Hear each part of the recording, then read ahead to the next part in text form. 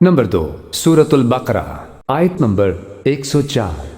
يا أيها الذين آمنوا لا تقولوا راعنا وقولوا انظرنا واسمعوا وللكافرين عذاب أليم۔ اے ایمان والو، نبی اکرم صلی اللہ علیہ وآلہ وسلم کو اپنی طرف متوجہ کرنے کے لیے رائنا مت کہا کرو، بلکہ ادب سے انظرنا ہماری طرف نظر کرم فرمائیے کہا کرو، اور ان کا ارشاد بغور سنتے رہا کرو، اور کافروں کے لیے دردناک عذاب ہے۔ نمبر 2 سورۃ البقرہ آیت نمبر 105۔ ما يود الذين كفروا من أهل الكتاب ولا المشركين أن ينزل عليكم من خير من ربكم والله يختص برحمته من يشاء والله ذو الفضل العظيم۔ ترجمہ: وہ لوگ جو اہل کتاب میں سے کافر ہو گئے اور نہ ہی مشرکین اسے پسند کرتے ہیں کہ تمہارے رب کی طرف سے تم پر کوئی بھلائی اترے، اور اللہ جسے چاہتا ہے اپنی رحمت کے ساتھ خاص کر لیتا ہے، اور اللہ بڑے فضل والا ہے۔ قرآن نمبر 2 سورۃ البقرہ آیت نمبر 106۔ ما ننسخ من آية أو ننسها نأت بخير منها أو مثلها ألم تعلم أن الله على كل شيء قدير۔ ہم جب کوئی آیت منسوخ کر دیتے ہیں یا اسے فراموش کر دیتے ہیں تو بہر صورت اس سے بہتر یا ویسی ہی کوئی اور آیت لے آتے ہیں۔ کیا تم نہیں جانتے کہ اللہ ہر چیز پر کامل قدرت رکھتا ہے؟ نمبر 2 سورۃ البقرہ آیت نمبر 107۔ ألم تعلم أن الله له ملك السماوات والأرض وما لكم من دون الله من ولي ولا نصير۔ کیا تمہیں معلوم نہیں کہ آسمانوں اور زمین کی بادشاہت اللہ ہی کے لیے ہے، اور اللہ کے سوا نہ تمہارا کوئی دوست ہے اور نہ ہی مددگار۔ نمبر 2 سورۃ البقرہ آیت نمبر 108۔ أم تريدون أن تسألوا رسولكم كما سئل موسى من قبل ومن يتبدل الكفر بالإيمان فقد ضل سواء السبيل۔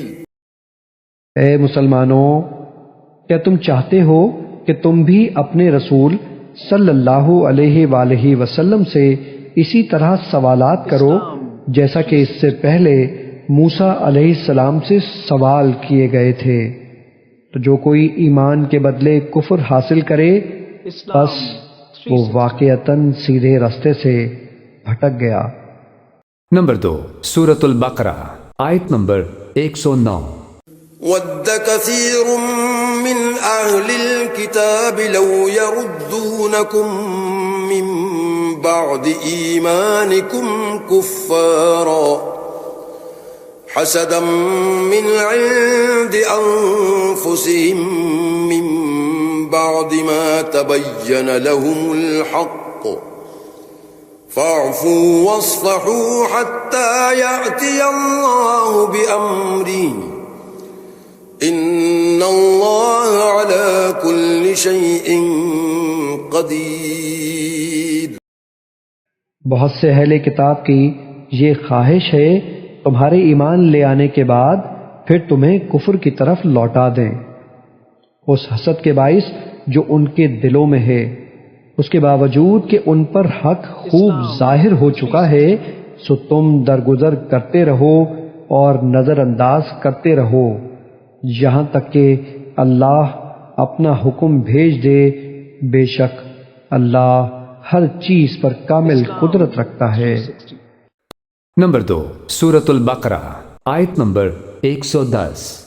وَأَقِيمُوا الصَّلَاةَ وَآتُوا الزَّكَاةَ وَمَا تُقَدِّمُوا لِأَنفُسِكُم مِّنْ خَيْرٍ تَجِدُوهُ عِندَ اللَّهِ إِنَّ اللَّهَ بِمَا تَعْمَلُونَ بَصِيرٌ۔ اور نماز قائم کیا کرو اور زکوٰۃ دیتے رہا کرو، اور تم اپنے لیے جو نیکی بھی آگے بھیجو گے اسے اللہ کے حضور پالو گے۔ جو کچھ تم کر رہے ہو یقیناً اللہ اسے دیکھ رہا ہے۔ نمبر 2 سورۃ البقرہ آیت نمبر 111۔ وَقَالُوا لَن يَدْخُلَ الْجَنَّةَ إِلَّا مَن كَانَ هُودًا أَوْ نَصَارَىٰ تِلْكَ أَمَانِيُّهُمْ قُلْ هَاتُوا بُرْهَانَكُمْ إِن كُنتُمْ صَادِقِينَ۔ اور اہل کتاب کہتے ہیں کہ جنت میں ہرگز کوئی بھی داخل نہیں ہوگا سوائے اس کے کہ وہ یہودی ہو یا نصرانی۔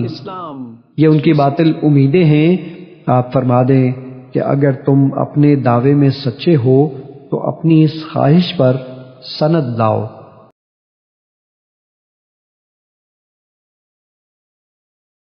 نمبر 2 سورۃ البقرہ آیت نمبر 112۔ بَلَى مَنْ أَسْلَمَ وَجْهَهُ لِلَّهِ وَهُوَ مُحْسِنٌ فَلَهُ أَجْرُهُ عِندَ رَبِّهِ وَلَا خَوْفٌ عَلَيْهِمْ وَلَا هُمْ يَحْزَنُونَ۔